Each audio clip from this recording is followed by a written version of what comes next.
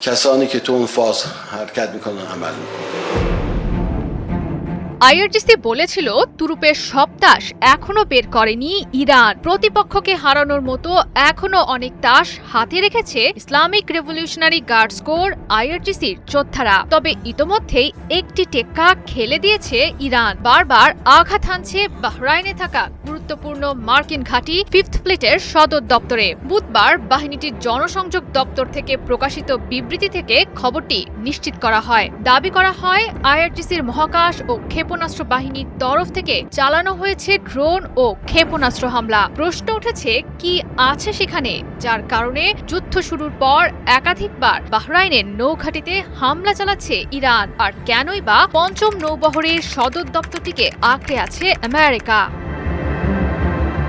মূলত মধ্যপ্রাচ্যের সমুদ্রপথকে নিরাপত্তা দেওয়ার অজুহাতে বাহরাইনে নৌঘাঁটি স্থাপন করেছে মার্কিন প্রশাসন। আমেরিকার দাবি, এর মাধ্যমে হরমুজ প্রণালী এবং বাবেল মান্দেবের মতো গুরুত্বপূর্ণ প্রণালীগুলোর নিরাপত্তা রক্ষা করছে তারা। তাছাড়া মধ্যপ্রাচ্যে মার্কিন মিত্র দেশগুলোকেও সুরক্ষা প্রদানের বিষয়টিও তারা বিশেষ গুরুত্বের সঙ্গে বিবেচনা করছে। তবে এসবই আমেরিকার ফাঁকা বুলি। বাস্তবে মার্কিন স্বার্থ রক্ষায় মধ্যপ্রাচ্যের সমুদ্র পথগুলোতে নজরদারি কার্যক্রম চালাতেই বাহরাইনে নৌঘাঁটি স্থাপন করা হয়েছে। রাজধানী মানামায় অবস্থিত নেভাল সাপোর্ট অ্যাক্টিভিটিতে বাহরাইনে গড়ে তোলা হয়েছে মার্কিন পঞ্চম নৌবহরের সদর দপ্তর, যার কার্যক্রম পরিচালিত হয় মার্কিন নেভাল ফোর্সের সেন্ট্রাল কমান্ডের অধীনে।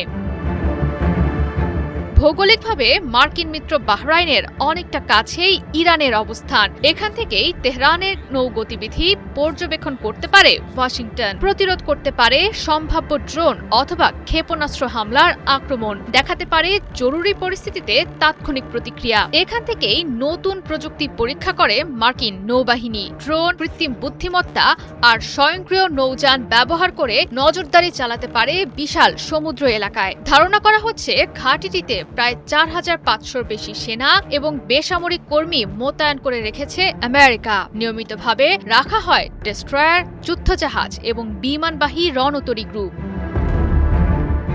ইরানের লক্ষ্য মধ্যপ্রাচ্যে মার্কিন নৌ প্রতিরক্ষা ব্যবস্থার ভিত নড়বড়ে করে দেয়া। এ কারণে স্বল্প পাল্লার ক্ষেপণাস্ত্র দিয়ে আঘাত এনে স্থবির করে দিতে চাইছে ফিফথ ফ্লিটের সকল কার্যক্রম। তাছাড়া হরমুজ প্রণালীতে নিজেদের পূর্ণ নিয়ন্ত্রণ প্রতিষ্ঠা করার লক্ষ্য নিয়ে এগিয়ে যাচ্ছে আইআরজিসি। বন্ধ করে দিতে চাইছে মার্কিন বিমানবাহী রণতরীগুলোর সরবরাহ ও লজিস্টিক সহায়তার দুয়ার। নিজেদের পথের কাঁটা দূর করতে তাই যুদ্ধের শুরু থেকেই একাধিকবার বাহরাইনের মার্কিন নৌ ঘাঁটিতে আঘাত হানছে আইআরজিসি। তাছাড়া উপসাগরীয় মার্কিন মিত্রদের সতর্কবার্তা দেওয়াও ইরানের অন্যতম উদ্দেশ্য।